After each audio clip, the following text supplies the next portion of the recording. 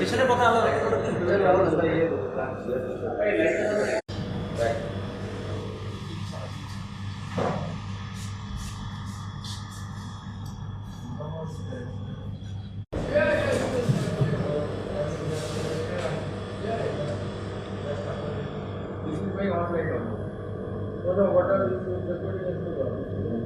It is also recording.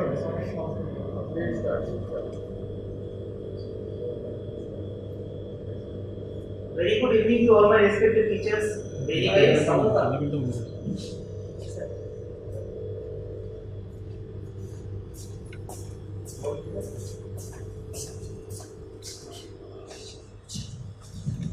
Very good evening to all my respected teachers, delegates, seniors, dear colleagues and juniors. Today we have gathered here for a short clinical meeting in presence of Dr Ganesh Gopalakrishnan sir, our respected teacher. Dr Ganesh Gopalakrishnan, who doesn't need any introduction for himself, one of the most internationally renowned urologists, and Dr B.C. Rai awardee in 2008 and a famous teacher. Sir, I thank you on behalf of the Urology Department of NRS Medical College and Hospital for being here and teaching us many learning points. Sir is here for last 3 days and we have felt ourselves very lucky and thrilled to witness 4 surgeries done by him. Without any further delay, I would like to start the clinical evening. In the beginning, I would like to invite Professor Dr. Tapan Kumar Mondal sir, our HOD sir, to say a few words about this program.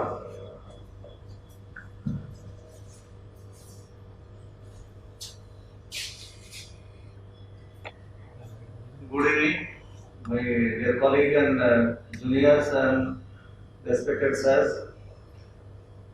My sincere thanks to you and all the best regards from my side, because we are doing the urethroplasty workshop for a pretty long time. Because of COVID situation, we are not getting you for last 2 or 3 years, but you are able to come here once in a year, and I have seen so many workshops here. And since the reconstructive urological surgery, we have few experience regarding that during our residency. And when you are thinking about the root, because the posterior urethral injury due to rotary accident and due to other causes, so when you are searching for doing the PPA, I have no experience regarding PPA. At that time, I personally gone to various places where the urethroplasty workshop was going on, but I could not able to see any PPA. So at that time, Dr. Ganesh Das was there, and he made a arrangement. That's why you have come here in many occasions, and I have learned PPA from you. And after that, I have done so many PPA, and the students from here are benefited from us. And in the last 3 days workshop, the Tanako is definitely a good operation, and we have seen many of them we have seen in the first time. I have done only one case. That girl was 5 years old. The only time we have SPC. He came to our department in February 2021 and he undergone operation in April 21st, 2021. So this is the formal X-ray of this patient, which shows fracture of the pubic rami here, and also there is the diastasis of the pubic symphysis. And then this is the ASU picture, and this is again patient was unable to micturate, but we can see the contrast is here in the posterior urethra also, which is somehow not in alignment with the RGU. So what we done in the Go back to that X-ray. Previous X-ray. Yes. Yes, sir. What else do you think you are observing in this X-ray? ASU sir, bulbomedullary junction there is complete cut off. This is bulbar urethra. Forget that. Voiding. There is prosthetic urethra is seen in the bladder neck is open and prosthetic urethra is seen, but there is some kind of extravasation or malalignment. Some kind of proximal bulbar.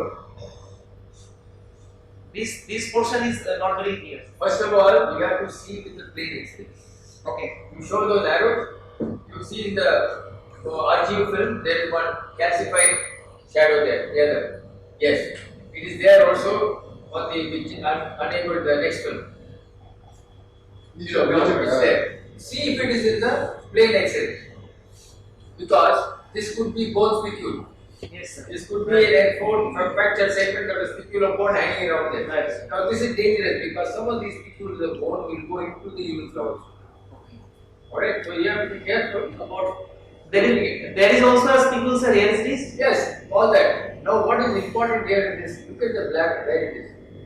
When he is passing, this is he's trying to pass you. Yeah. See how much of descent there is. This is like a bladder flash. That's because the pubic diastase is very wide. And such a patient products. And such a patient, even after successful urethroplasty, may have stress incontinence. Just like a female. Yes, sir. Bladder patient is sitting way below. You have stress incontinence. So we must warn the patient. You do a urethroplasty, But you you may, may- require something else corrected for your bladder neck later on. So we did the operation in April 2021. In retrograde cystoscopy, complete cut-off near BMJ, anterior cystoscopy, distal to the value could not be approached due to the very position of the SPC was very low. Now combined perineal and abdominal approach has been done. Urethra dissected up to BMJ, where complete stenosis noted. Now pubectomy done to approach the bladder neck after formal pleural separation also. Abdomen is opened and the bladder neck is being dissected. The bladder has been opened to the SPC tract. Bladder neck approached under vision. Stage uses taken proximally at the bladder neck and distally at the proximal valvular urethra. Then anastomotic urethroplasty has been done over 16 French Follis catheter. The post-operative periods were eventful. It was not uneventful. Patient have a urinary leak continuously over the abdominal wound. Probably the spicule is probably reaching the bladder, and that has been taken around 3 months time to resolve. Now in post-operative urine leakage occurred through the abdominal incision gradually decreased around 4 to 6 weeks. Pericatheter RGP done after 4 weeks. A small leak has been noted, so we kept the periurethral catheter for another 3 weeks. Then removed it. Initially, patient had a increased frequency and nocturia, which was managed anticholinergic and beta 3 agonist over 9 months. Now the patient has come to us in last week, and we have gone for a formal uroflowmetry. Voided volume is around 151 ml with a Qmax of 13 ml per second. Patient says that in the morning, early morning, he has a better void, around 300 to 350 ml of urine. But the ejection is not that much. Luckily, he has a baby. Before the injury, just 1 month, he has a baby. So, anything more we can do in this case? Or we lack something, or we have done something else. Should we done a formal? One of the things that you, if you have a patient, you are doing abdominal exploration or combined. Yes. You must remember that when the bone is fractured, there is hematoma. Okay, sir. Okay, there is hematoma. Hematoma is all around. Wherever you can't say it will be only here and there. Hematoma, blood will come everywhere. And one of the areas where it does bleed is actually in front of the bladder. In front of the bladder, right? This is the pubic bone. Yes, sir. The bladder is sitting like this. Yes. So there will be blood between the pubic bone And and the the bladder. anterior wall of the bladder and underneath. This is what pushes the bladder up and causes the pie in the sky appearance. Yes. Alright? Yes. Then after 3 to 4 months, this hematoma gets resolved. Okay? Slowly, Bladder slowly. goes down. So the bladder will come down but not fully. Bladder will come down but it still is stuck like this. Okay, sir. So when you operate on such a patient, you will find that if you have to do a pubectomy, you will have to dissect all this bladder away from the bone. It will be stuck there. In the process of doing that, you may free the bladder neck. One of the things that Dr. Ganesh said was, the bladder neck will not work if it is rigid. Any sphincter, if it is rigid, will not work, will produce incontinence. So it will be open. The moment you release everything, the sphincter becomes fine. So this is one of the things that happens when you do this. So don't get fooled by this fact, but when you dissect it, the sphincter can become normal again.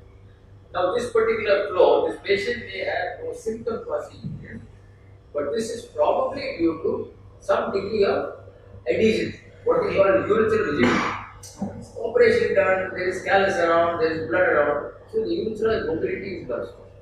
See, urethra is also essentially pliable. So if there is a lot of tissue around it, the flow is likely to be less, some rigidity. So how should we follow this patient up? You do a scopy and see what is happening. Now how frequent is scopy, sir? Just do one now, it is 9 months after surgery, no? No, it's around 1.2 2 years. You do a scopy and see whether it's how it is. Then we'll look at that. Okay, sir, can we anticipate? You can also, if you want, do an MCU on the surgery and see how you got it. It will give you a visual appearance of what you do.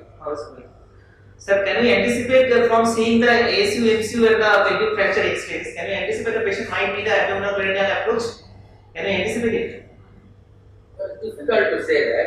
It depends on how high it is. There will be children some of the time you may need to do that. Or you may have to be prepared that if he's had more operations, then the urethral length will be compromised. In this case, you will have to go ahead and do a operation. Because the only way you can bridge long gaps is by dividing that whole pubic bone.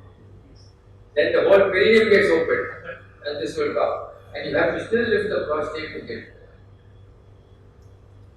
Whether if the said patient comes to the emergency with this type of injury, otherwise if the patient was stable, hemodynamic and everything, then what will be the emergency management to prevent the stricture in the future after 6 months, for example? Any alignment? Well, there is endoscopic alignment you can do. Immediate endoscopic alignment. Primary endoscopic alignment or Ileal, whatever it is, endoscopic alignment. Providing the condition of the patient is stable and you have got the facilities and you think that yes, it's possible to do it. You will need 2 teams and you will have to do combined from above and below and make sure that you are able to get it. It's, shall we say, the old operation of railroad being done endoscopic. One of the advantages of this primary endoscopic realignment is that it gets the urethra and the line so that subsequent urethroplasty becomes easy. Initially, callus is also less, sir. Initially, callus is also less. Callus is there. If you do it, callus will still form. Callus is not due to stricture. Callus is due to the fact that the bone is being fractured. But in Immediate fracture is callus. Alignment will be there. callus will form. One thing you must remember is 2 things are constant in a pelvic fracture. Number 1, the vermontana is always present. Always present. Number 1. Number 2, the urethra, the posterior urethra, does not go anteriorly, it goes posterior. It goes S bend downwards towards the rectum. It comes like this and bends as an S towards the rectum. And that is why there is some hesitation in dissecting that area because you are worried about the posterior rectum. So what people do, they don't actually dissect it completely all around. They make an incision anteriorly and put the urethra like that. You saw what I did, no? End to end like this. Many people don't do that. They just make an incision so that you don't have to dissect posteriorly. Spatulate is urethra. Almost like the end to side. So the end to side, but there will be a small diverging. The lower part of the urethra, which is not going towards the rectum. will be just like a diverticular. And also difficult for the patient to do CISC. Difficult and he will have post-micturition dripping, he can have recurrent infection because it's kidney. So I've seen some people do that.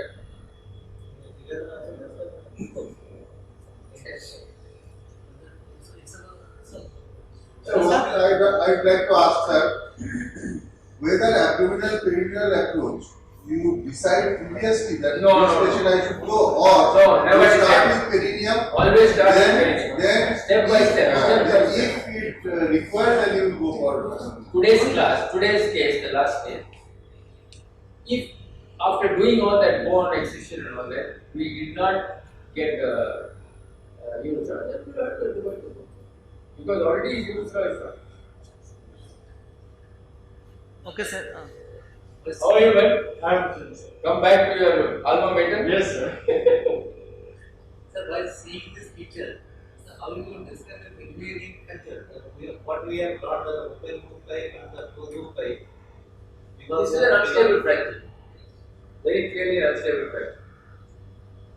Times classification is it goes probably type 3, rotationally and vertically both unstable fractures. Because as the in a closed loop type of fracture, the negative cavity is reduced, so much damage is in the closed loop type of fracture. Like when you half there is damage. But the urethral is much more in the open loop type. The two things that we must remember when we say, oh, can the urethra be, sometimes you go to the casualty and you are not sure whether there is a fracture in the facial pelvis, you are not sure whether there is urethral leakage or not. You look at X-ray pelvis. Okay. If the pelvis X-ray shows pubic diastasis, Okay. number one. Number two, if the pelvis X-ray shows that the left inferior ramus, inferior pubic ramus Yes. is cracked, Yes. Left so on. that the urethra is involved.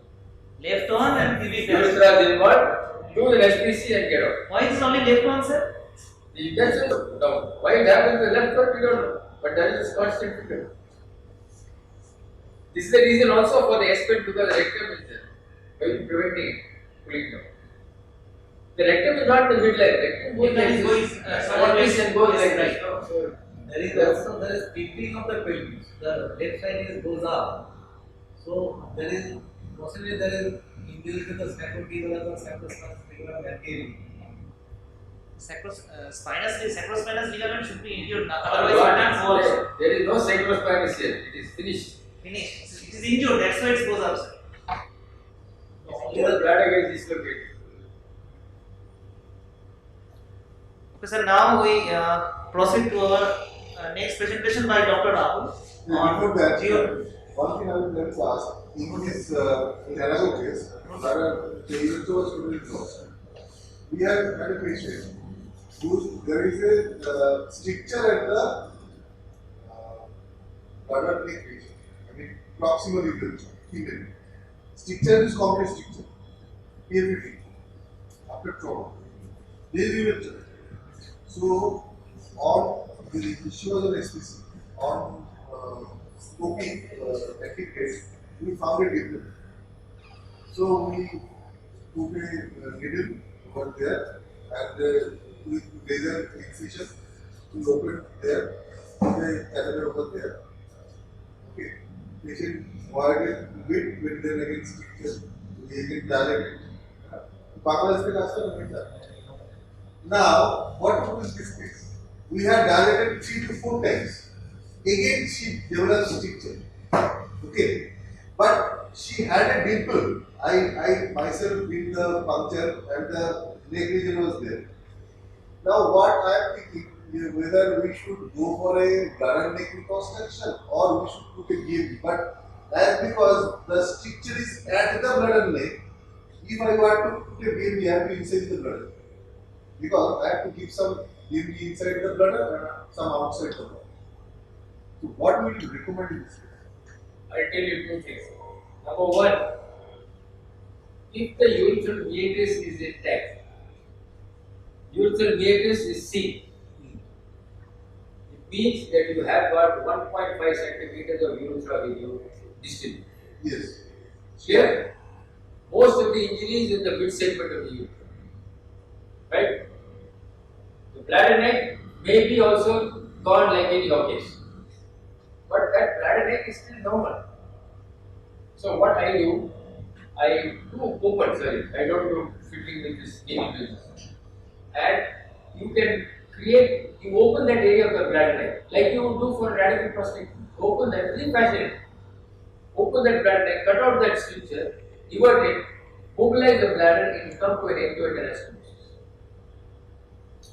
Inside the bladder, open You the put a bladder. bougie into the bladder neck, you will see the dimple. You put a bougie into that dimple. You have lifted the bladder, dissected like we did for the turnout. Anteriorly inside the bladder neck. No anteriorly. You lift up the bougie in the dimple area. Cut it. Make a hole. Invert it. So that's the real bladder neck. That bladder neck is still viable. Then you do an end-to-end anastomy. Because what But the urethra is shorted. These are women, no? Just take it to turnout. But the urethra is shorted by this. There's no problem. There's continence. Internal anastomosis. Yes. Yes, you can do that. Now suppose you fail, like in this girl, you have failed. You can go vaginally. You can go vaginally and put a beam right across. Right. But in this case, if I put a BMG, because there Do this vaginal operation in jackknife position. exactly. Do in jackknife. If I open it, the stricture is at the bladder neck. I mean, Don't worry about continence. There will be continence. okay. So I have to inside the You extend the stricture part. Put the BMG. Right? some part will be in the bladder, some part will be in Yeah. You would be surprised as to how you may think that these women are going to be incontinent. You will be surprised. You have it continent. Stricture you can keep right. Yes. Jackknife We should use the labia minor or labia minor. Yeah, you can use the labia minora. You can use take a tube, make a tube out of it, or take a flap and put it just like you do for mechanics. You do the same thing.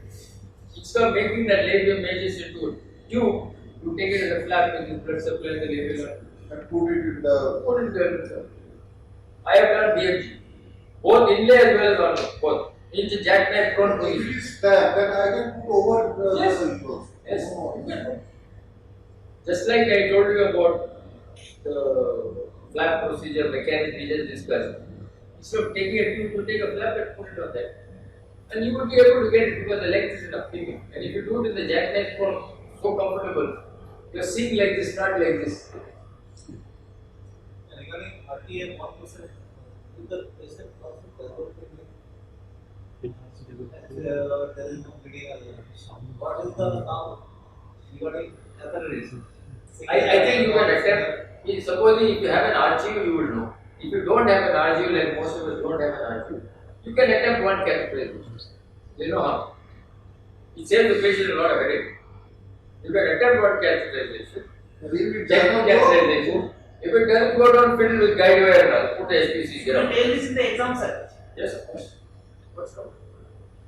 Listen, don't think that the examiners are out there to find fault at every point. They want to know whether you are practicing safe urology.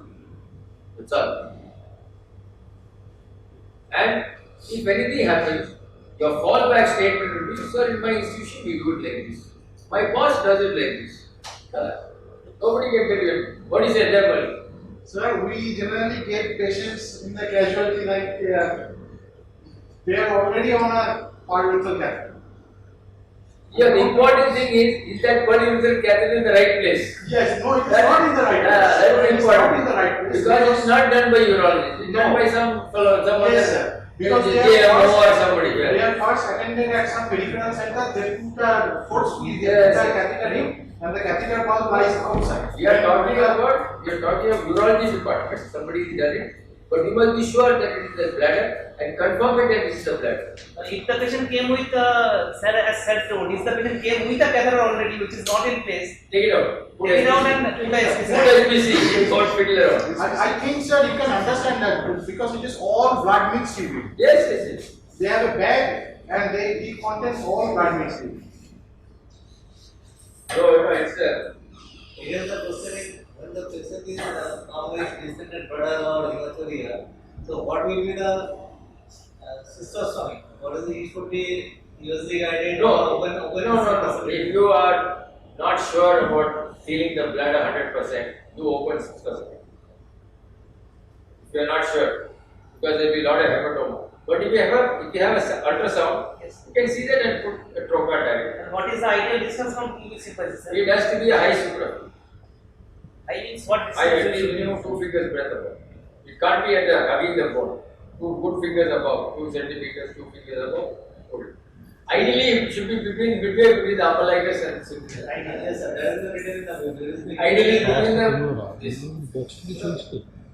But sometimes in this pelvic fracture, hematoma, you are not very sure.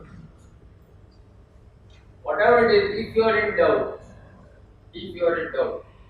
so open suprapelvic cystoscopy. But make sure that the SPC is not coming out of the side. Come out of the top. It is done by the Gyanasa. Yes, you know, oblique tract. Then you are very difficult. You can manage the oblique tract. Put the catheter midline above the incision, then automatically it will come in between the umbilicus and the. Good evening, everyone. I am presenting a case of genitourinary tuberculosis.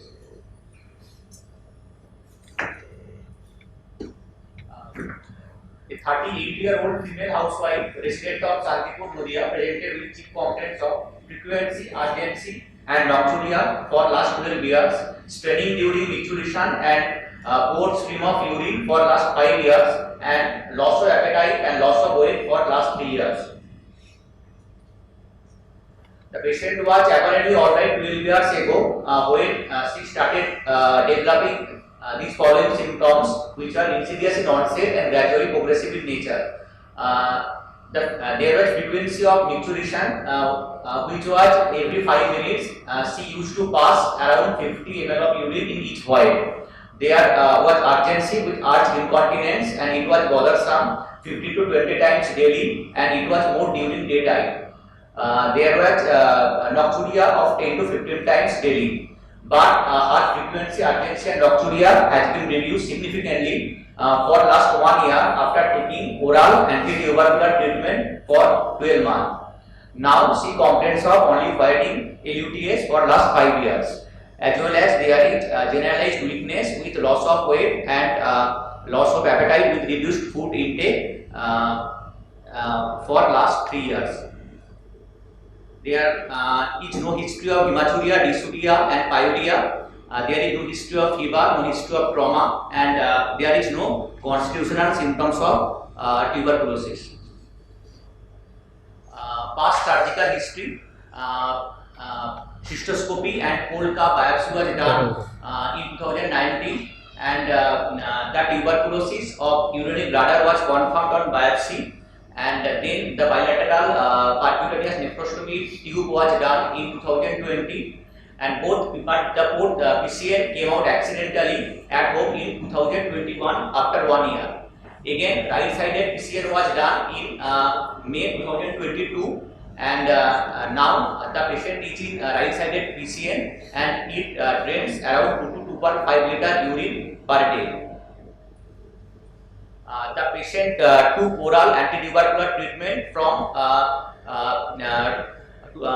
for around 12 months since 2019 to 2021. The patient had history of pulmonary tuberculosis, contact in her family. Her mother developed pulmonary tuberculosis 10 years ago, and she received oral anti-tubercular treatment for 6 months, and she recovered. There is no significant personal history except decreased appetite and decreased sleep. Her menstrual history is normal. There is no irregularity in her menstruation. General physical examination was unremarkable. There is no clinically pallor, neck node, and nothing was significant. In systemic examination also, there is nothing significant. In abdominal examination and external genital is normal, and digital rectal examination and peritoneal examination was also within normal limit. In investigations, her hemoglobin is 9.5 gram per deciliter, is 45 millimeter in first hour, urea is 31 milligram per deciliter, and creatinine is 1.2 milligram per deciliter. Urine RM shows % of 8 to 10 per high power field, and there is no RBC. Urine culture shows no growth. Urine for acid for bacilli was negative, and urine for TB PCR was also negative. On cystoscopic examination, the first cystoscopic examination when biopsy was taken, it showed scarring at bladder neck. There was trigonitis. Right ureteric orifice was patulous. Left ureteric orifice was not seen. The mucosa was scarred, and there was trabeculation, and bladder capacity was also reduced. And biopsy taken, and it showed epithelial granuloma with caseous necrosis, and based on this report, anti-tubercular treatment was started. And after doing fast PCN in 2020, CT urography shows right kidney there is no hydroureteral nephrosis, left kidney there was moderate hydroureteral nephrosis with cortical calcification, and bladder the capacity was reduced.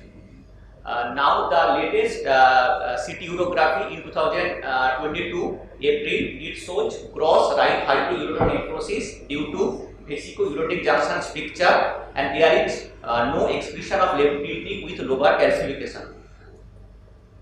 And this is the latest CT urography axial film showing gross hyperureter necrosis on the right side, and there is the coronal film showing the same thing, and the left kidney is shrunken and with calcification, and there is hyperureter necrosis on the right side, and there is narrowing of the ureter on the right side at the lower part. Now, sir, what should be our plan of management for this patient? What is the most important investigation you have told Dr. Sir, DTPA scan. Renal scan, DTPA scan, sir. DTPS. Why you want DTPS? To know the differential What is the GFR grade GFR? 1/2. Now it is GFR. GFR. EGFR. EGFR. How much? Why is it important to know the GFR of the patient?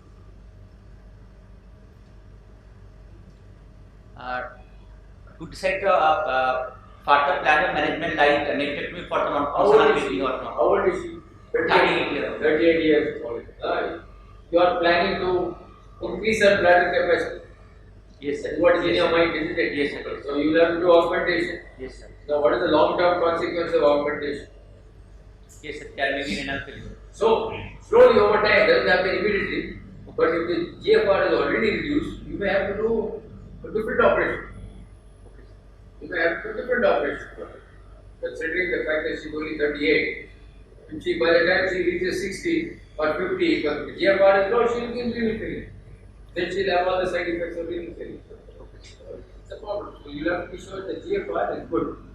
It's not basically the serum cream, we are really concerned about the GFR. So that's very important. Okay, sir. So now you are saying that why was this TB not true on urine PCR? Sir, It is supposed to be the best test in the world right now, isn't it? WHO has recommended gene expert. What is the gene expert? the nucleic acid amplification test. What is it? Why is it called gene expert? Huh? Why is it called gene expert? Then if PG can tell you why it is called gene expert. Yes, that is unique. Why is it called gene expert? He's asking why it is called gene expert. Yes. What is called gene expert? You don't know? Find out. Find out what it is called. It is a PCR, it's a nucleic acid amplification test. Okay? That's it. It depends on how many copies there are. Number one. Number two, if you are using the correct kit, the correct cartridge, you should be able to pick it up. You should be able to pick it up.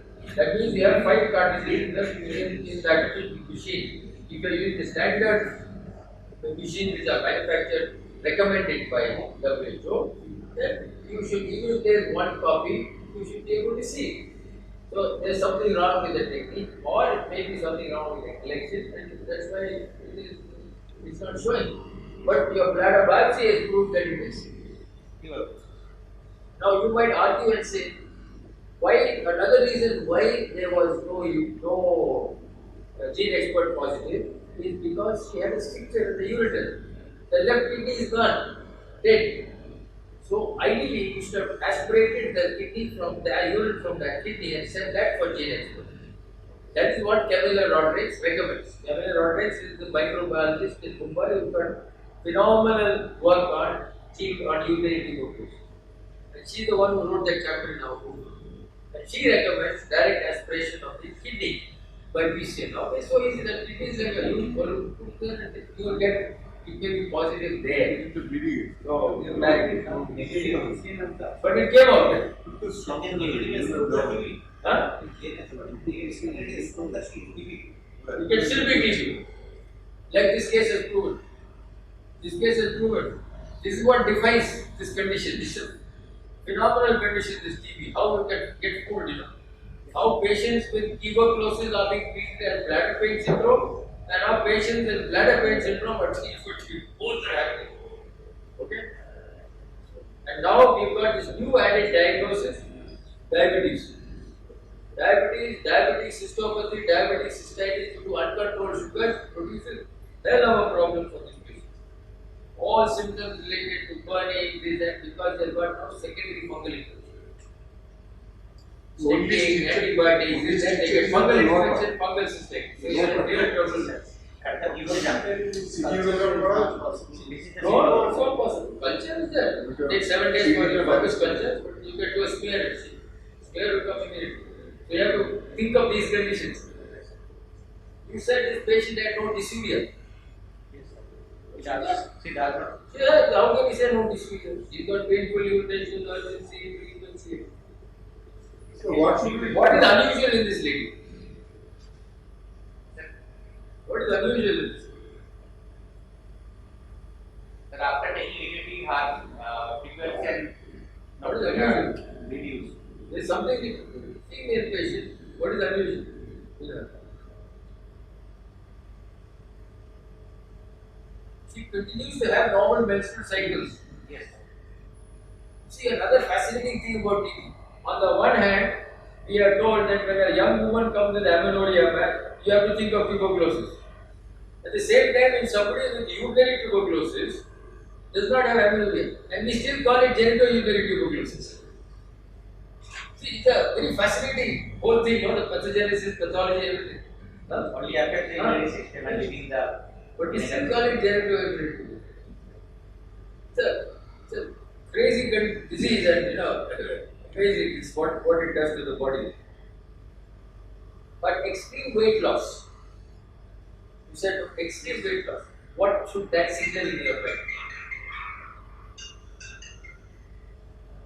Weight loss, not eating, this and appetite. Dissemination. Huh? Dissemination of the body. Weight, number one, dissemination, number two.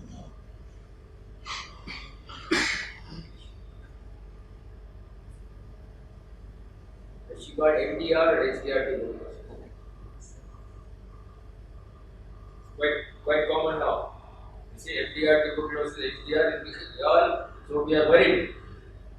So when a patient comes like this with extreme malnutrition, weight loss, you are wondering is it biliary and or is it there? So you should have shown me a chest X-ray for this lady also, which you did not show. So you must show chest X-ray and you must show this okay because mother had TB, you don't know where it came from. What should be Let me ask you another question. Does the mother have the risk of urinary tuberculosis? She had TB, no? You said mother had TB. Does she have a risk of urinary tuberculosis? It is our secondary. It is second. Does she have a risk of us? Huh? Yes, sir. She has a risk. She has a risk. If her health becomes, if she becomes unwell for some reason, her immunity can go down, but it won't happen immediately. It takes nearly 10, 15, 25 years. Famous Medlar concept. Nearly 25 years before, 20, 25 years before urinary tuberculosis from 50 years. What the Medlar concept? Duration of antiretroviral treatment. Duration now very clear, 9 months. 9 months. Not 6 months, 9 months. And sir, Best is to refer these patients to the ID service. Nowadays, the drugs are not available. They are given from these Dot center. You must send the patient to dot. I send all my patients to dot center. They handle it very well. They go around seeing, but treatment is 9 months. I tell the patient your treatment is 9 months before I send them to dots because some fellow in the dots may not be acute to anything. He just opened the guidelines, ICMR, 6 months is the problem. 9 months. They have shown clearly. So you should read those. ICMR booklet or TBR. what tuberculosis actually improves in 2 years. 2 years. and now before doing the elective surgery, we should test again for urine AFP. Another 2 questions. When it is after the exam, there is how to collect the urine when the time of biopsy. Sorry, how? Collect the urine in case of tuberculosis, and second it is the timing of biopsy. Sir, for consecutive 3 days early morning sample, we see urine sample. Suppose the patient has intense frequency and he is getting up every 5 minutes. How can you give early morning sample?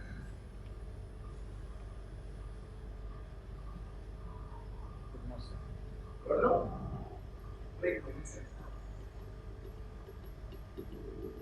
I am running to the bathroom every 5 minutes, 10 minutes, 15 minutes coming. How can I do early morning? Why do they want early morning? Because sir, the concentration of vessel oil will be maximum in that. Any other reason?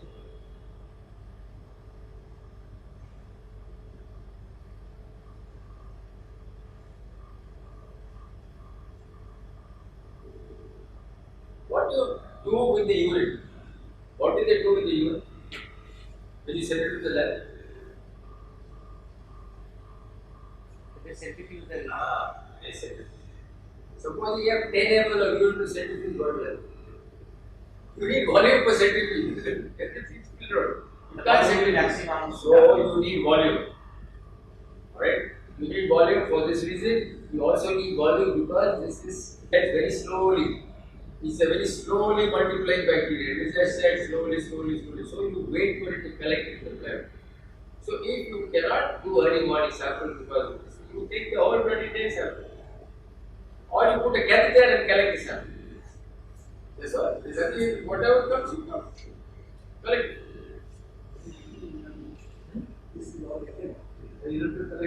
Yeah. So make sure first he probably hasn't seen the book. There, you just have to collect whatever is available, you have to collect. That's all it is. Now, next question. Someone asked a question. What do you about biopsy? Yeah, better than biopsy for the blood. Yes. When and how to tell the when? The suspecting the person is tuberculosis. There is no history of it. Patient comes with frequency and urgency and visibility of all these things. You plan for cystoscopy and you find some nodules. When there are cystoscopic findings suspect of tuberculosis but urine AB negative, then we should take the biopsy. The question was asked, I think, what Dr. says, that there has been described the risk of tuberculous meningitis when you do bladder biopsy. Now, this has been described only by Mr. Gao. Late Jim Gao has written in his book that there is a risk of tuberculous meningitis when you do bladder biopsy. I have talked to everybody here in my country. We do it. So far, we have not seen tuberculous meningitis. I may be wrong. Everybody does it. So I don't know what. Is it tuberculous meningitis that you are worried about? This is another tuberculosis. Dissemination. It's a tuberculous meningitis.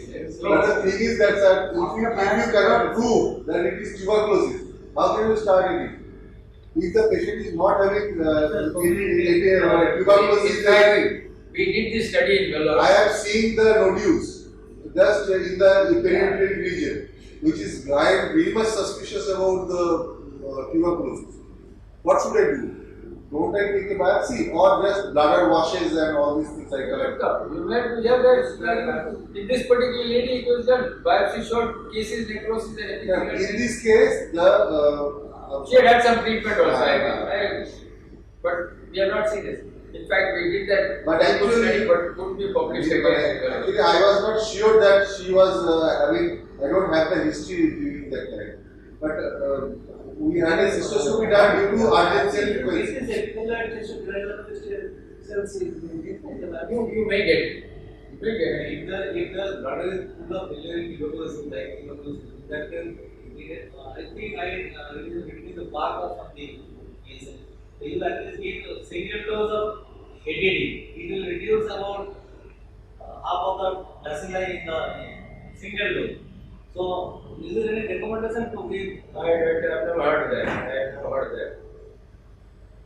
We have done distributive biopsy that we have not found any single doses, then take the biopsy. The biopsy will reduce. I haven't heard this about single dose. I'm going to read for it.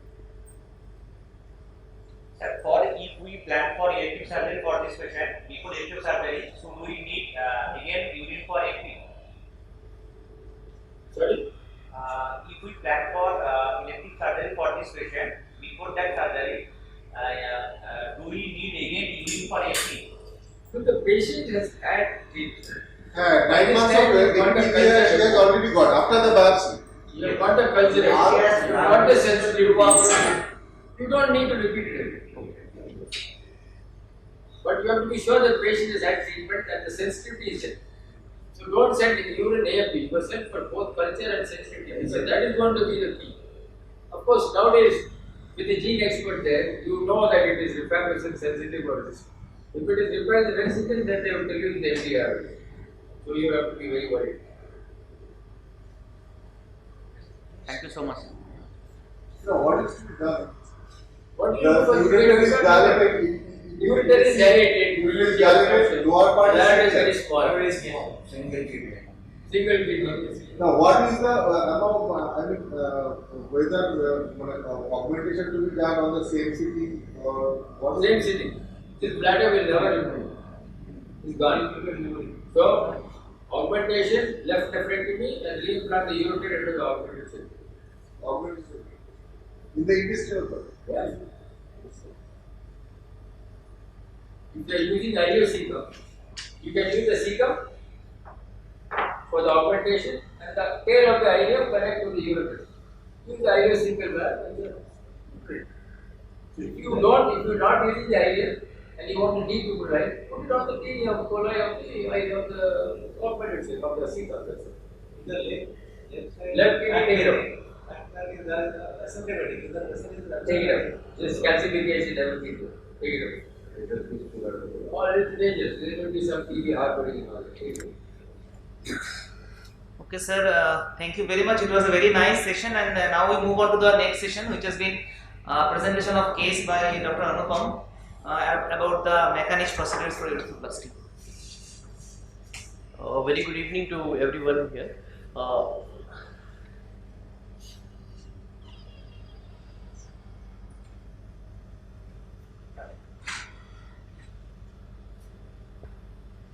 Sir, a 42-year-old male patient, who is Muslim by religion, resident of Chhapra, West Bengal, mechanic by occupation, married since 8 years, came with chief complaints of history of difficulty in passing urine since last 6 months, history of incomplete evacuation of urine since last 4 months, and history of increased frequency of urine since last 2 months.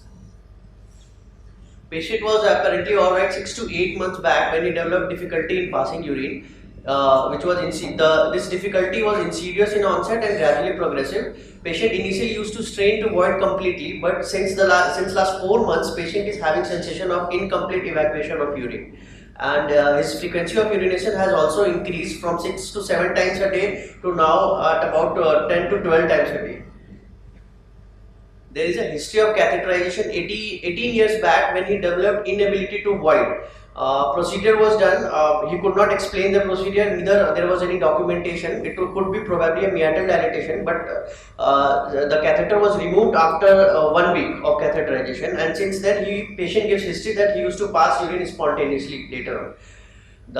There is no history of fever, dysuria, hematuria, trauma, hesitancy or urgency. There is no ulcer over the penis or perurethral discharge in him or his wife. The personal and family history are not significant in this patient. The Karnofsky score is 100%, and the vitals are also normal for this patient. In the genital examination, the penis looked normal and it was circumcised. There was pinpoint urethral meatus. However, there was no BXO changes. Scrotal skin was normal, testes were palpable, bilateral and normal in size and shape. Mouth opening normal, adequate, and no submucosal fibrosis ulcer seen in the mouth. Rectal examination was also normal with normal prostate size, and there was no tender rectal mucosa was mobile. The bulbar cavernous reflex was present. Systemic examination was also normal for this patient. In the investigations, the routine microscopy showed pus cells of 10 to 12 per high power field. Uroflowmetry was done for the patient, which showed box-shaped curve with 590 ml of voided volume and maximum flow rate of 12 ml per second. CP was done for the patient, in which there was pinhole opening of the meatus seen, which was dilated with a meatal dilator 3x4 to 6x7 French. Then ureteroscope was negotiated through this stricture. The entire anterior urethra was unhealthy. There was a narrow segment stricture seen in bulbar urethra of about 2.5 cm in length. This is his uroflowmetry showing a box-shaped curve. This is his ASU MCU, in which there is a narrowing in the entire anterior long segment anterior urethra. In the MCU, however, we can see that the posterior urethra is dilated, which looks normal here. Patient underwent mechanic urethroplasty, fasciocutaneous with bovine patch flap urethroplasty after PSC fitness. This is his intra of pictures of the flap which was harvested. Above the bucks fascia, there was the width of the flap was about 2.5 centimeter.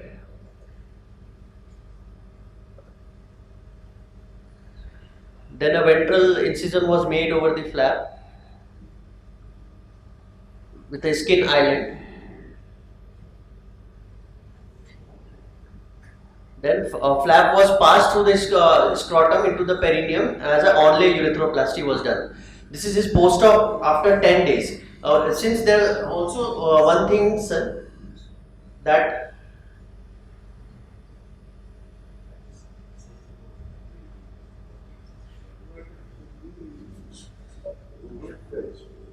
so also, sir, the flap which was taken, when it was brought down through the scrotum into the perineum, it fell short of the length opened up. So a bovine patch was used for this patient. This is his post-op photo after 10 days. Later on he developed an SSI, and then there was a pus leakage from the pus discharge from his the perineal wound. So what should be the further line of management? Since this is now a case of SSI, so the catheter is still there, sir. So what should we remove the catheter, or we should continue it any further? First thing is that there is obviously infection there. You need to culture it. Yes, sir. You need to culture it and see what's the organism there. Yes, sir. Okay? Yes, sir. We treat it. We did it. And you have to make sure it's not staph. Okay. If it is staph, then you're worried about MRSA. That's a dirty disease. There are dirty bacteria. So you'll have to, that's the reason why you want to. Post surgery, skin, staph, you're worried MRSA, etc. So you will treat that. If it heals, fine. If it doesn't heal, it depends on how many days after surgery. It started like a small amount of pus started after 5 to 6 days, and then it continued. So there's obviously some collection is there which has got infected. So collection which got infected. It is too early to take out the catheter, do a urethrogram. There is probably going to be a leak. Yes, sir. Yeah. So just wait. Just wait and see what happens to this. If it heals, it heals. If it doesn't heal at the right time, you do pericare and then to take out the catheter. At 3 weeks. Take it out and see what happens. If he develops orchitis, then you may have to remove the catheter. And since he's on an SPC already, yes, that's fine. There is hardly any danger of a dry urethra or a stricture here flap. Okay, if there was just a patch there, then you would be worried that you can have stricturing it because there is no urine flowing there. Yes, sir. Okay. So, what is to do? This is. So there is a bovine patch. It is possible that bovine patch, that's why I said MRSA, and that may be infected. And anything that is foreign, if it is done, that's infected. The magnetic flap started from the tip when it was carried out. I always don't start from the tip. I always go from distance If to there proximal. is If neither it is not, leave it there. Leave it open like some this thing, but this is more important. The proximal end is more important than the distal end. Distal end can be left, you can do later on. Because these infections over the lower interior. Quite possible. Because we have also used a bovine nerve. All the bovine nerve are pain. I don't know. This is the pericardial patch which is made by IIT Chennai.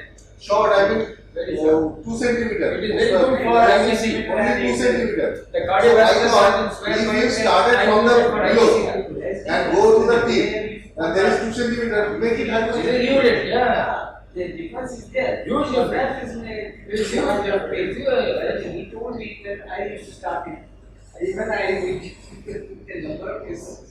Yes, sir. So, in case if we get short of the flap, sir, so should we go for a ready-made bovine flap, or should we harvest this buccal mucosa graft, sir? Don't try anything that is foreign in the urinary tract. You have to use something that is akin to that. Minecraft or parodies is better for you. That is different. That is not. One is blood, the other is urine. Urine is a dirty thing. Urine is acidic, corrosive, you see all our patients that lead their health, they will failure was like that. So this is worrying. That patch may be causing this problem, and you may have to remove that patch. It's like saying that an infected prosthesis, infected patch. Take it out. Okay. So we should wait for 3 weeks. Wait and see what happens to it. If it heals, If the discharge is If increasing, after 3 weeks, sir, still the pus is there, sir. If No, pus that's is it. You have to explore it. explore and remove the graft.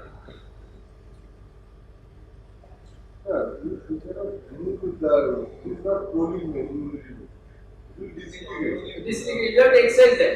The question is, there will be a Form a advertisement shoot. So what will you do there? You can't leave a hole there. Yes, sir. So you got covered with antibiotics. You have to treat it like what happens when infected penile process. What do you do? Infected penile process. There are 2 ways. Either you remove the process or you remove it and put a new one. But you have to cover these patients with antibiotics, wash the area nicely, then put a new one. So once you do that, you cover the antibiotics appropriately, you wash the wound. I think Take a the BMG distance and put is it there. reduced. Take a BMG and put it Reduced in amount. Pus has reduced, but still there. Is there any MRI to give any It just shows you with the collection, there is a lot of tissue reaction. Thus granulation will be. So you have to prepare to put a BMG.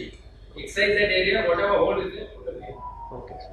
So that's the reason why I don't start distally. Always start proximally and work your way up.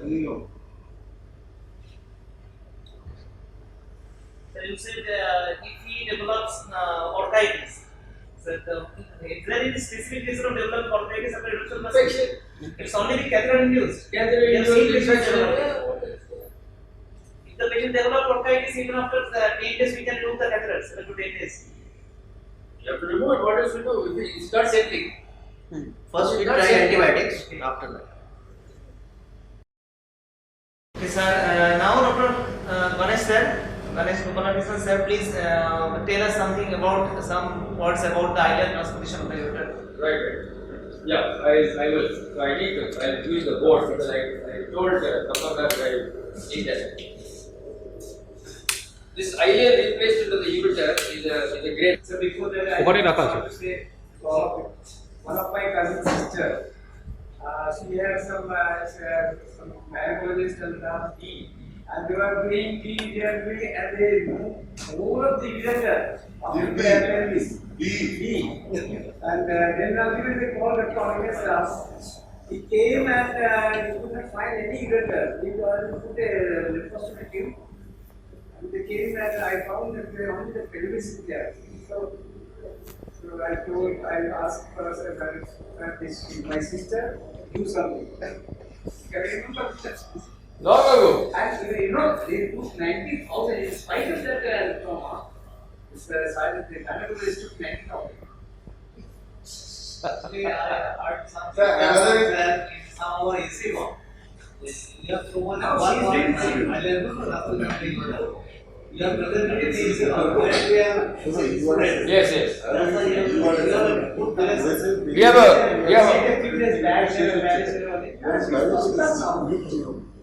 good. This, I don't know, many of you all have heard of Dr. H.S. Bhatt, no? H.S. Bhatt is a famous urologist, a doyen of Indian urology. The ASI, Association of Surgeons, has got a memorial lecture called Kidney Memorial Oration. And Dr. H.S. Bhatt's talk at Kidney Memorial Oration was on ileal replacement of the ureter, where in Vellore he had a large series, and the series continues, and we've done a lot of patients with ileal ureter. Currently, in 1 year right now, I do about 6 to 7 ileal ureters. You'll be amazed. Some of them are for TB, but the maximum numbers are due to URS injury. Avulsion of the ureter due to URS.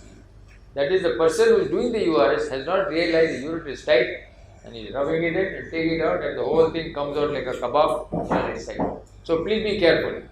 So, what are the indications for ileal ureter? Is a totally destroyed ureter which you cannot bridge at all. Ideally, we would like to have no bowel segment in the urinary tract, ideally. So, if at all you can avoid putting ileum, avoid it. How can you avoid putting ileum? You have to use some form of like-to-likes. Either you do renal descensus and bring the kidney down, or you mobilize the bladder and bring a bladder flap. A bladder flap can be taken right up to the pelvis in women particularly. In some men you can actually. If you mobilize the bladder very well, divide all its lateral attachments, and if the bladder is healthy, you should be able to get a good body flap. I have done body flap right up to the renal pelvis with a renal descensus. So it is possible. You should always attempt it first before you throw in the towel and say no, it's only ileal ureter. Sometimes you know the bladder will not come, so you will abandon that. So that's the reason why it's good to have a cystoscopy, an MCU, etc. to know what the bladder looks like if at all you are contemplating any form of ileal replacement. If you have a short segment stricture, then you can use a buccal mucosal graft as a bed. Some people have used appendix, some people have used fallopian tube. I have seen failures of both fallopian tubes and appendix, therefore I personally don't use them. Now, if you have a gap which is, you want to cut short the length of the ureter, of the bowel that you want to use, then you use the Goodwin principle. That means you cannot take the ileum as its diameter and connect one end to the one ureter and other end to the bladder. It won't, because the diameters of the two are different. So if you are using it as an interposition segment, taper it, do it like a Monty.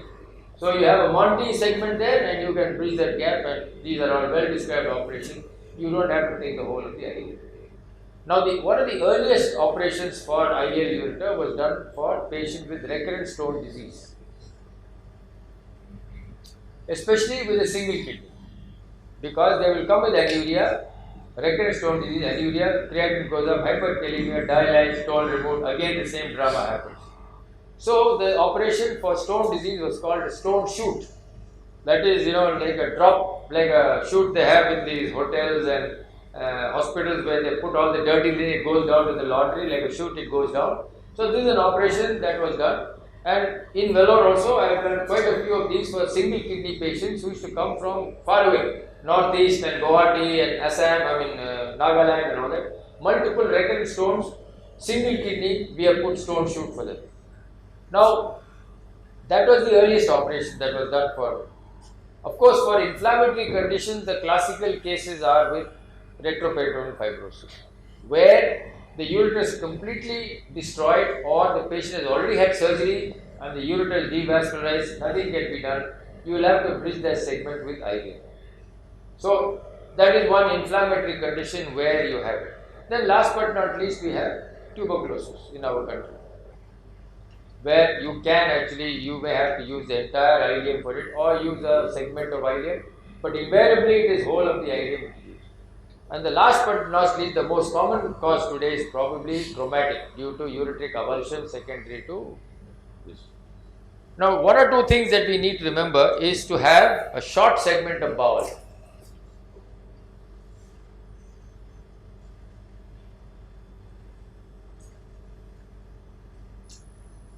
If you have a long segment of bowel, then it does this after some time. It is very tempting to use a long segment of bowel because it becomes very easy to use anastomosis. But you must remember that this is now going to transport urine. It is not going to transport food.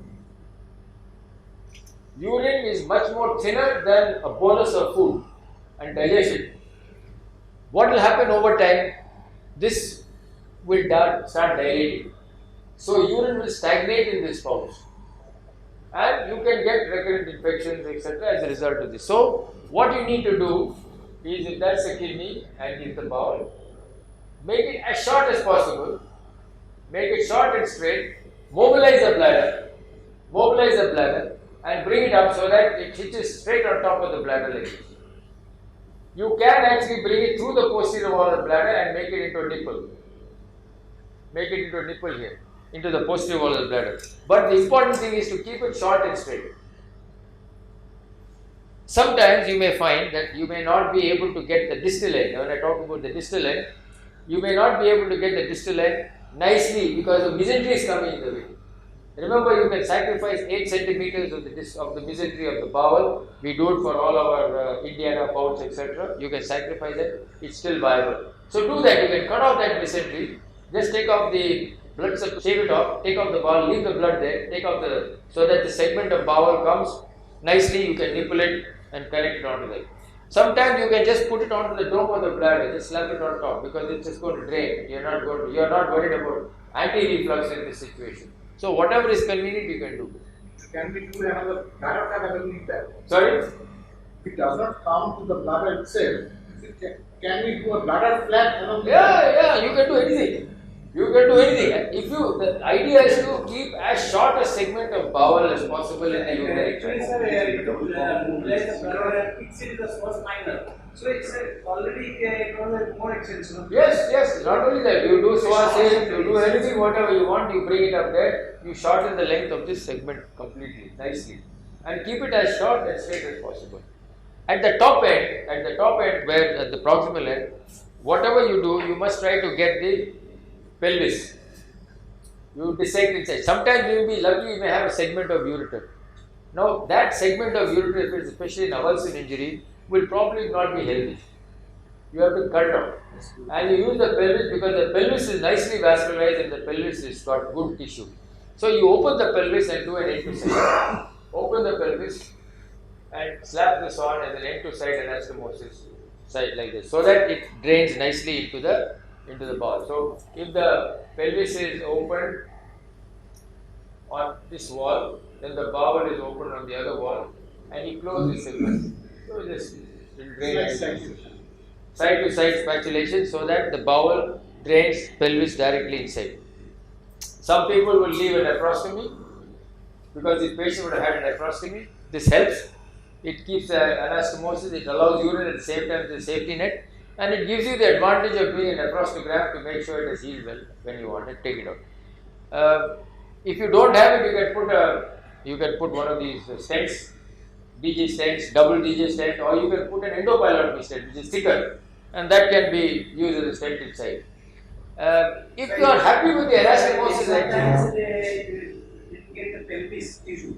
In those cases, you can certainly do that. You can open into the pelvis. There will be some pelvis.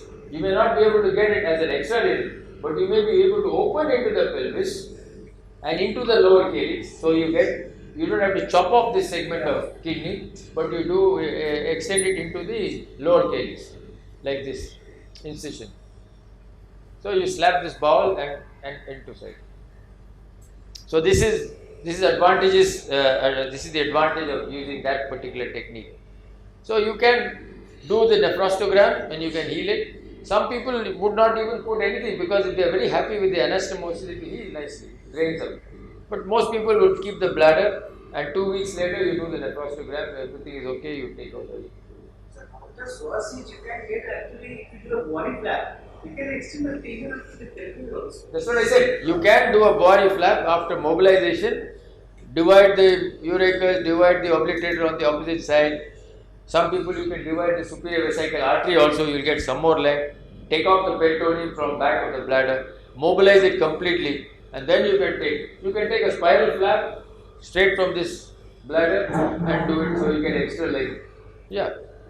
The bladder will shrink to some extent, but at the cost of some frequency, these patients will have to go through that.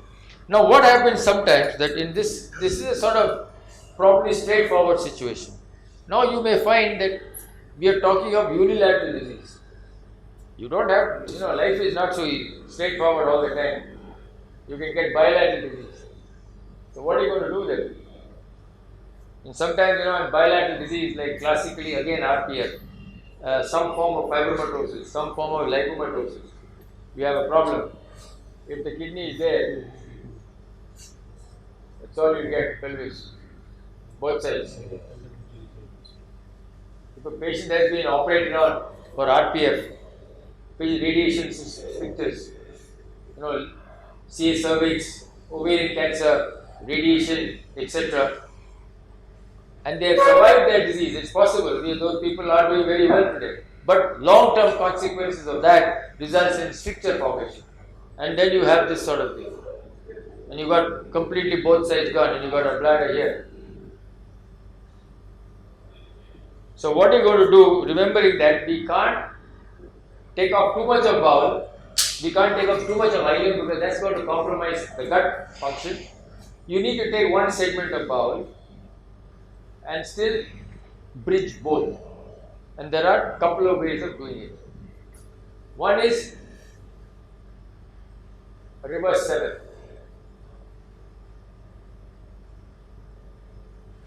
Okay? One segment of bowel, connect it there, connect this there, and this through the bladder.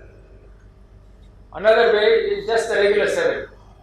One there, the regular 7. So you just reverse this. And then whichever is the line which is convenient, whichever is easier for you to do, you rotate the segment of bowel. The other thing is a U. So one segment of bowel goes like this to kidney there, and this is the segment attached to the bowel. So it's a U shape. It's like Ileal cystoplasty, but without connecting to the thing. So one loop of ileum, instead of taking two separate loops, you just do one, a reverse 7, a 7, and a U. Whatever is there, these are ideal operations. In fact, I've done all of them, and it works out very well. And especially in these sort of dirty diseases where they have lots of problems dissecting. The difficulty with these type of pathologies is dissecting in this area, because you have blood vessels there. You have the vessels, you are going to the sinus area, and if you are not well versed with doing sinus dissection, especially if you have not done sinus pyelothotomy and all the extended pyelothotomy, that area, and with fibrosis there, it becomes extremely difficult. The renal vein is sitting there on the right side, it's a short renal vein. You will have sometimes an accessory renal vein. You may have an accessory renal artery you don't know anything about. You may go and compromise that. So you have to be extremely careful here in dissecting all this fibrous tissue. And unless you release the fibrous tissue, this will not do dissecting. So you will still have enough tissue there for you to get this sort of configuration down here and up. And these patients do exceedingly well. They don't need any follow-up at all. Once they are set, they may, if you've done the operation well, they really don't come back at all for any review. They don't seem to have the bladder recovers nicely over time. It's a low pressure system, so they don't get recurrent infections and all the rest of it, and they do quite well. So these are some of the facets of ileal replacement that we need to remember, so that in times of trouble we can resort to any of these techniques which are available. To complete that case of TB that you discussed, Rahul, the reason why I asked you about GFR was that you are worried about bowel segment. The bladder is very small. GFR is poor. Left kidney is gone. But the right kidney, the whole of the kidney is hydronephrotic right up to the lower end. In that situation, the ideal operation for this lady to reduce GFR is a cutaneous uretroplasty.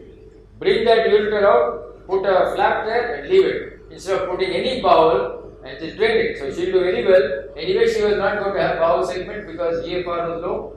She's got a small capacity bladder. Best. Cutaneous ureterostomy, bring it out. That will be the end for her. She'll be fine.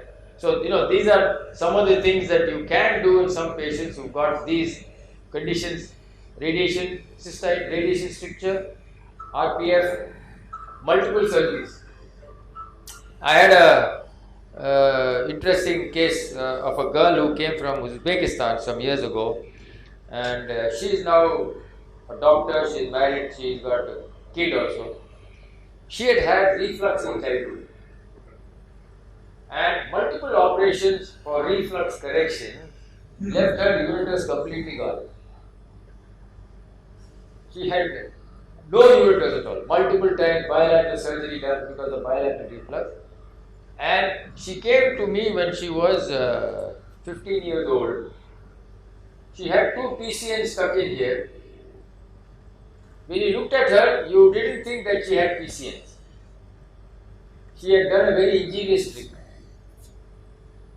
The PCN was connected with a long tube, very long tube, like our IVs, so very long, into 2 Coca-Cola bottles, into that, and the Coca-Cola bottle was in her jeans pocket. And you couldn't make out. And she had no infection, her urine was absolutely sterile. Because it was draining slowly through this tube. It took a long time to fill the Coca-Cola bottle. Slowly the urine will come. Normal renal function. So that's the girl I had to do something like this. Because both ureters were gone. She had recurrent, she also had developed stone disease on one side. So with the stones, I connected it exactly like this. Just did a reverse cell for her because the left side. Connected the left to that, right on this. Since the left, I did have ureter, I didn't have to close this end. I just did an end-to-end here. This was just connected as an end-to-end. And this was connected on top here and that was drained. So this sometimes in rare situations you may have to fall back when there is ureteral loss, complete ureteral loss, and you can't do anything about it. So, of course, last but not least, if we are talking about ileal replacement, if you want to try to avoid it, you want to avoid bowel segment, then remember, auto transplant is also a good operation. The first auto transplant in the world was done for somebody who had ureteric loss. So the ureter was avulsed and auto transplant was done because the ureter was still short enough, the kidney was brought down, connected in the iliac fossa, and that ureter was connected to the bladder. Or that is the first case of auto transplant done in the world. Then of course now it's done not done for that, it's done for vascular disease and all. So these are some of the facets of ileal replacement that I just thought I'd share with you all. If you have any questions? What suture you prefer for I've stopped using Vical. I use Vical only very selectively, but I use PDS. So in this case, the treatment is 1.2. Which one? This patient, the tube patient. I think 1.2 is okay. Permanent No, 1.2 is okay. That's why I have to use. She should have an augmentation. She should have a What should be the EGFR that 40. If it is less than 40, we should go for cutaneous. what happens if it retreats? No. This one you bring it nicely. You put a flap, it will stay there. Or you want your nipple on that? Nipple. You nipple it and put a flap there. It stays like a spout. This one you can do because she's bound to be a very thin lady. She's lost a lot of weight and all that, and she's got the ureter which is dilated right up to the bladder. So it's a good option in a situation where you're worried that the GFR is poor. Over time, they all land into trouble. So it's always a worry, especially if the renal function is not good. And the thing is, you can't predict which person will get medical renal disease. No, somebody can get medical renal disease. Specific therapy, how much is diameter? Sure. No, even, if the person is say 30 years old or 25 years old, will they develop hypertension and diabetes and other medical conditions which can then affect the GFR of the kidney? They can get joint pains, Arthritis, you are pumping them with non-steroidal anti-inflammatory, they are dealing with it. So you always worried that these things can happen to these patients. So you are concerned. So maintaining GFR and maintaining their quality of life with whatever less than ideal is maybe necessary. It's always better to have your own kidneys. Mohan Rao used to always say, your own kidneys are always better than somebody else's. Even in transplant. So let it go as long as your health can keep going for your kidney. The problem arises when the kidney is not producing urine. Then you are apt to be on dialysis. But a lot of patients produce urine. It may not be the best quality urine, but urine is urine, whatever. So they carry on for some time. They are symptomatically well. Now, of course, things have changed. You can manage with that. From here, he's on dialysis. Sorry? One of your patients, do you remember that boy came to somebody also medical, and he came to a workshop. He's on dialysis for a long time. Yes. He's going on. For a long time, he's on dialysis. So, is there any other question on this? Just one small thing on everything. Sir, I can see these kind of patients after iron transposition, whether we should what should the precautions and all these things? There are really no precautions, because if you choose, only one is absorption. The absorption from the ileum is much less than it is from the colon because there is no stasis. If you use it for bladder reconstruction, there is stasis. But as a segment of ileum, it's not holding. That's why you want to make it short and straight. This is what happens. If you leave it too long, then there will be stasis. Whenever there is stasis of urine, there will be absorption. So you want to avoid absorption at all costs. So depending on the length of the defect, you have to adjust the. Yes, of course. No, the tendency is to make it longer. But why? You fix the upper end again. Fix the upper end because you can't do anything to the kidney, but you can do lots to the bladder. Fix the upper end and trim the lower end nicely so that whatever excess you can throw it out. So measure it and take it. Always take it just right so that it remains straight and easily draining. That's not our problem. If you do the internal pelvis, then you should do the pelvis. You may have to do it. Just You incise from the pelvis into the lower calyx. That's why I asked him and showed that. You incise into the lower calyx like this, and then you have it opened it. And the whole thing opens like a book and you end to side. It will extend after the pelvis and then. Through the lower calyx. Because that is where there is no blood supply. If you go to the upper calyx, the artery, the lower pole artery hooks around and comes around here. Just like the calicoscopy, uretrocalcoscopy. That is not the same. We are going for the pelvis. Pelvis side, yeah. No. One alternative for uretrocalcoscopy is to amputate this parenchyma. But that is done if the parenchyma is very thin.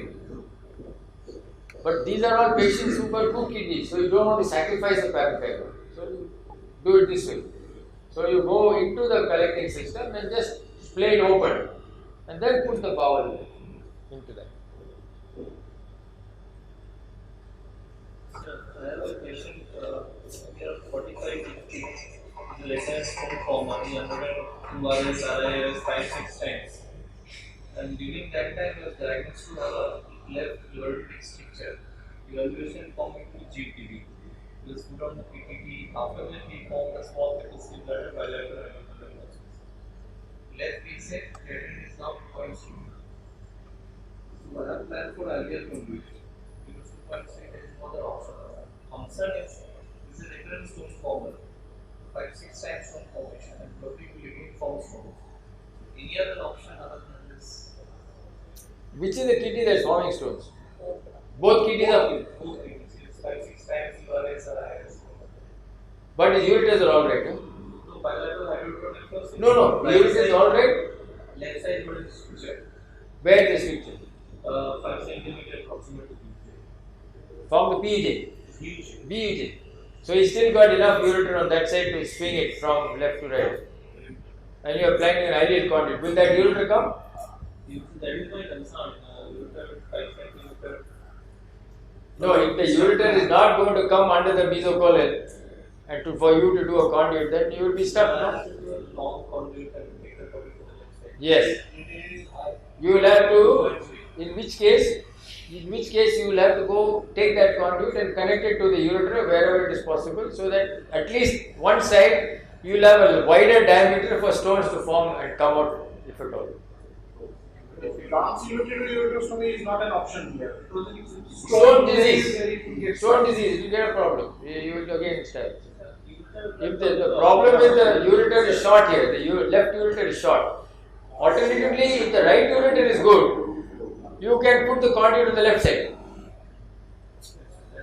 Bring the right ureter through the mesocolon, and then put the conduit on the left side. So your experience on stone formation in patients who are conduit, how do you practice? PCNL. Ureter. Again, anti-grade stenting and through PCN, anti-grade ureteroscopy.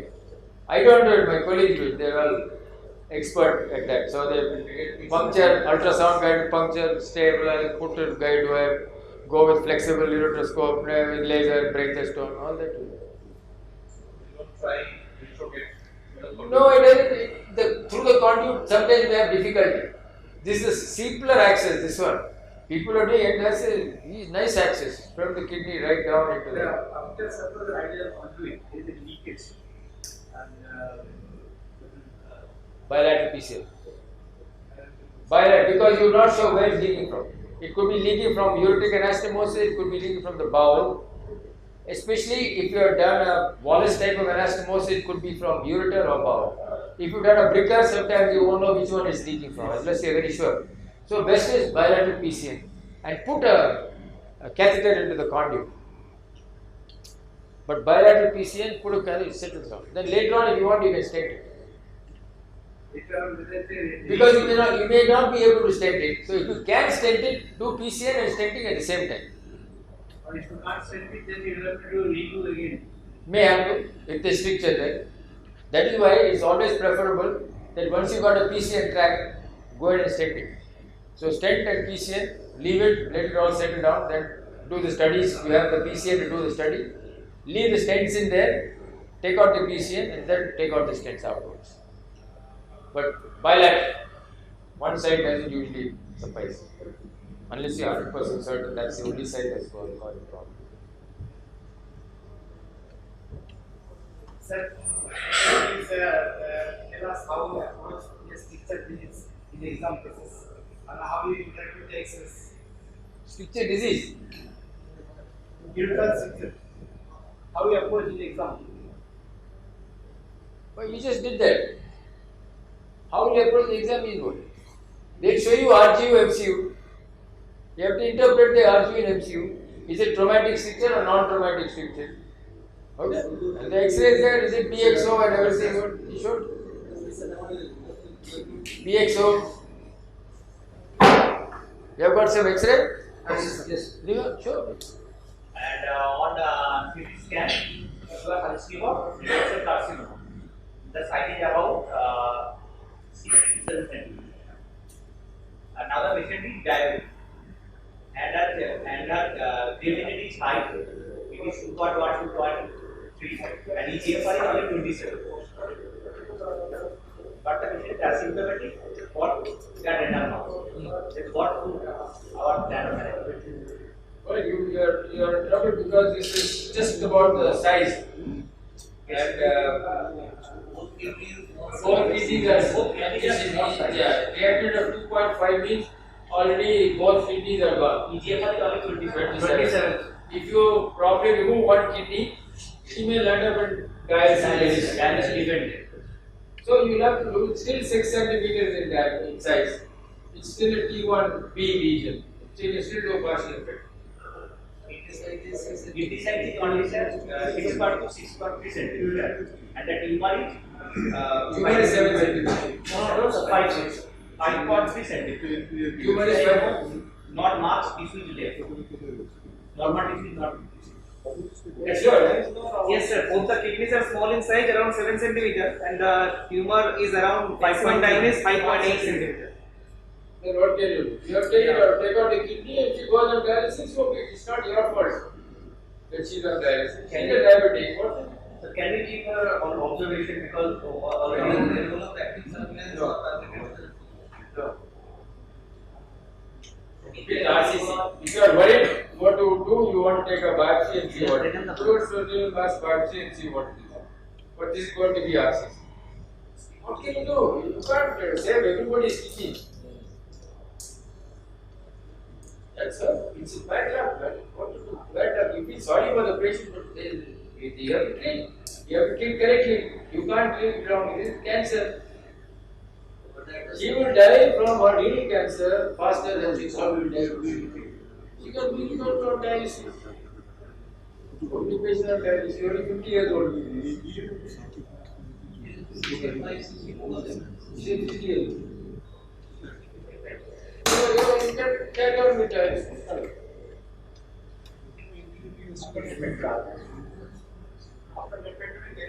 After dialysis then what it is? From 2.4 it may jump to 4. She may still carry on with her own kidneys with 4 and medical management, diet control, etc. some more time. When she becomes symptomatic, you put a fistula now itself for her, equality that's all. Still, what are you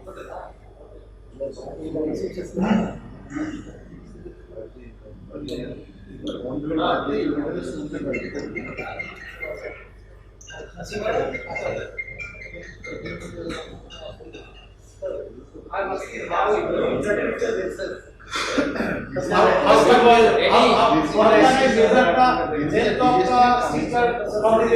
basically, it's the interpretation of RGMQ for respect. You will not interpret without a plain X-ray. You must have a plain X-ray to see what is the alignment. Is there any fracture segment? Is it a traumatic stricture or not traumatic? Is it pelvic fracture stricture or just bulbar urethral trauma stricture? Okay? Is there any stone inside? Most important. Is there any bone lying if it's a pelvic fracture? Anything bone lying aside in the line of the urethra?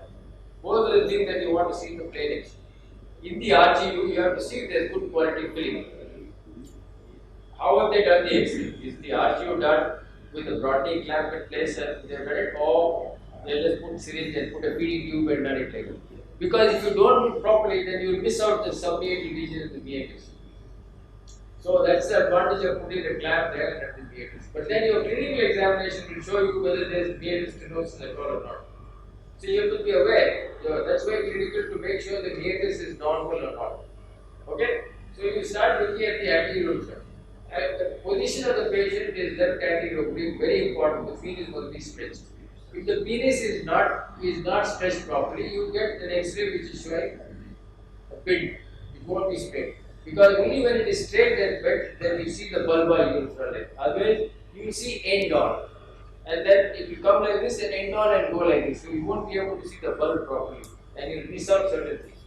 You must also look at the distensibility of the urethra. The normal anterurethral diameter is 8 French. 8 millimeters. So which is 24 French. Okay, that's why we say we calibrate 24 French and make sure it is alright. So look at that. See if there is any evidence of inflammation. Any detritus. You see waviness and lines which are there. It's smooth. It should be absolutely smooth.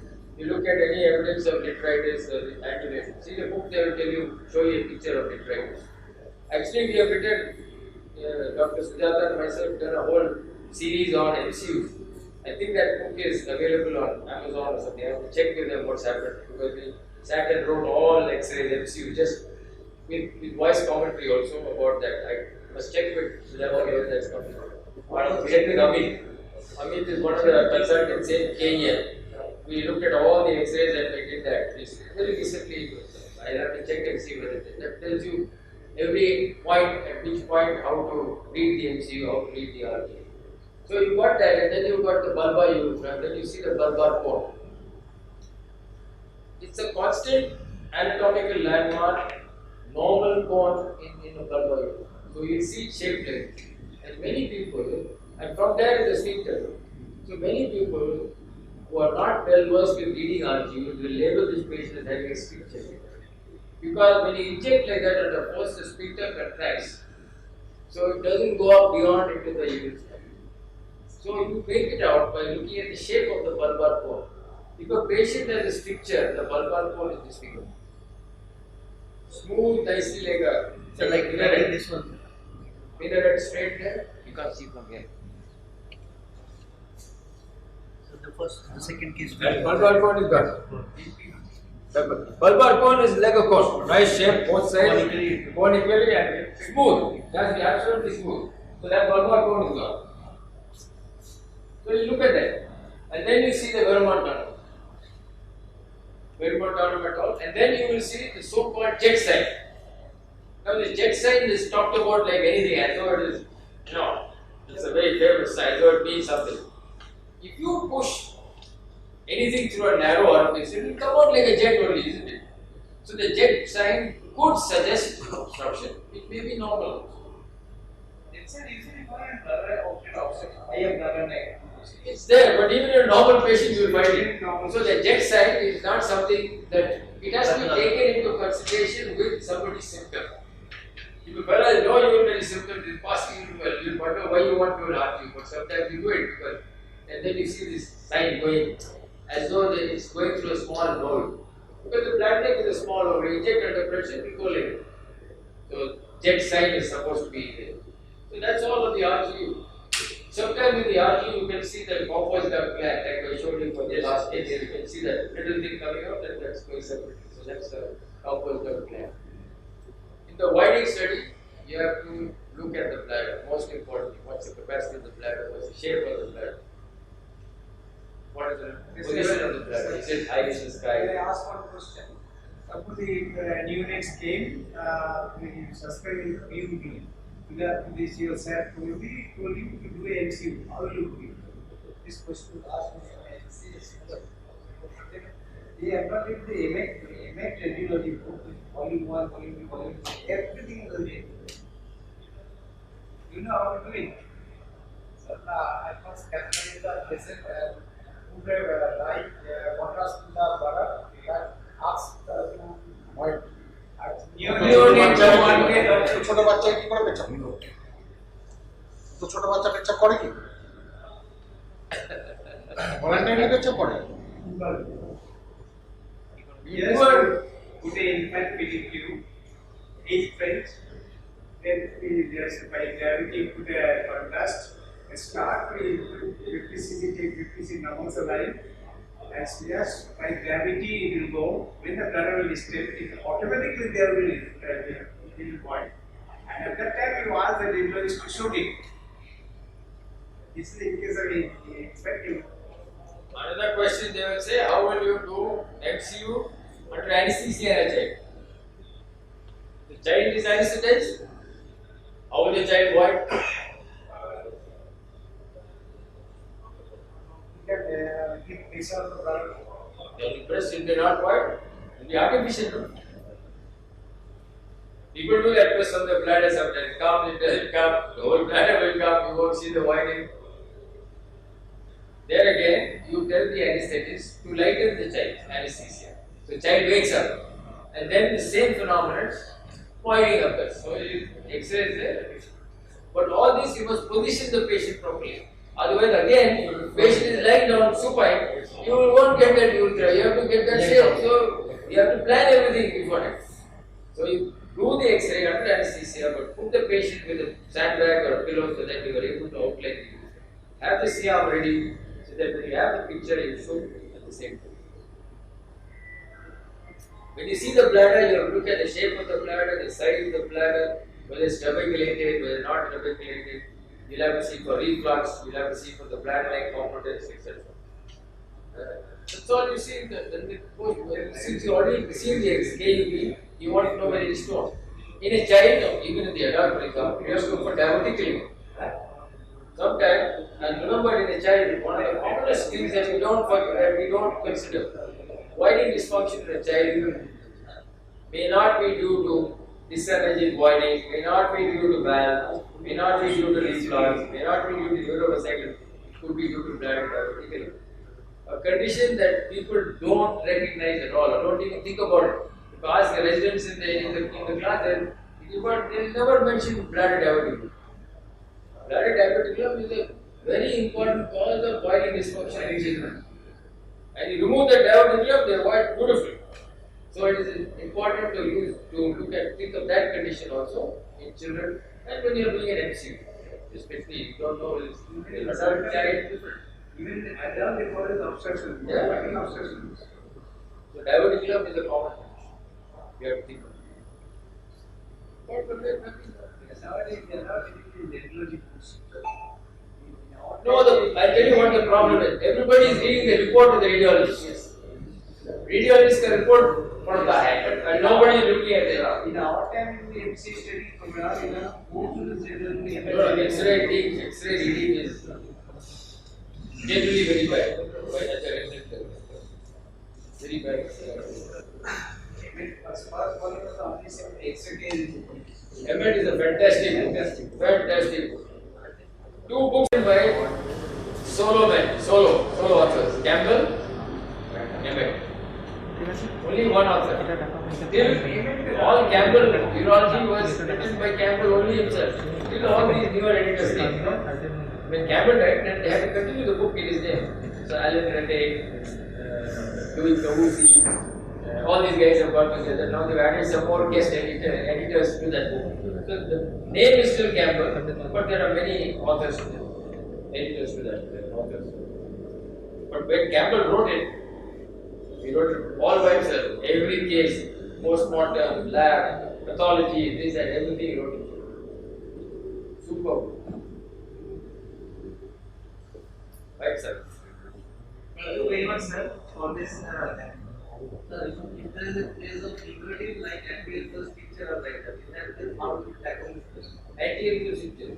There is anti-urethral some PXO or like that, any medical along with PFA. Along with PFL. You open this stricture, just PFL stenosis, you just do limited PFL and do a PFL treatment.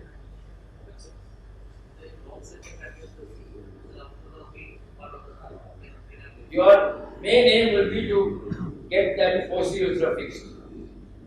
That is important. Active urethra can be laid open. You don't have to do anything there. Leave it open. Let it heal. Let your posterior, let the patient start voiding. You have to be sure that that posterior urethra is alright. Now the biggest problem will arise that theoretical possibility that he's got BXO right up to the bulb and he's fractured his pelvis and he's lost his urethra. What a sad situation it is. Very difficult. He's in deep trouble. In that case, you'll have to do stage procedure. You cannot do this divided because again this is you do this one, six stage, scrotal flap or bladder flap, put it there, then heal, open this urethra. So the second stage put BMP in there.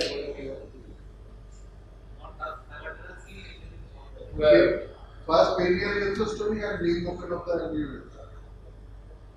Because if it's whole, he is very unlucky what to do. That sort of patient. Thank you very much, sir. This was a nice session. And I now like to ask Dr. Taposh Kumar Maji, Professor Dr. Taposh Kumar Maji, to say a few words and vote of thanks. No program is complete without giving vote of thanks. We are proud to get Professor Ganesh Gopalakrishnan is ever smiling, continuously working and taking all the trouble to come to Calcutta and so many operations. Because the urology is so challenging job, but after seeing the work of the Professor Ganesh Gopalakrishnan, it has made that job easy, so we can realize how to do it, how to avoid the technical fault to make a successful surgery. Most important part of this program is Professor Tapon Mandal, our EJD, who has taken all the effort for this program, collected so many cases, and he has collected everything to make the program success. And we are also thankful the other teachers, Professor Dilip Kormukar. We are once a time student and other teachers from Calcutta other medical college who have made a grand success of this program. And most important part of this, our students most benefited from this program. So last of all, we thank the okay, company who has sponsored entire 3 days program with all resources. And last, we thank all you all for the completion of this program peacefully. Thank you. Thank you, sir. Thank you very much. Sir. There are no other tips sir, for you. I ask Professor Dr. Tapan Kumar Mandal. Presentation is not yet completed, sir. Please. Oh, one more. What very embarrassing. Thank you very much. Thanks a lot. Thank you. Thank you. Thank you, sir. Yes. Thank you very much, sir. Thank you. Thank you. Yeah. Yeah. Thank you all. Pharma industry does help a lot.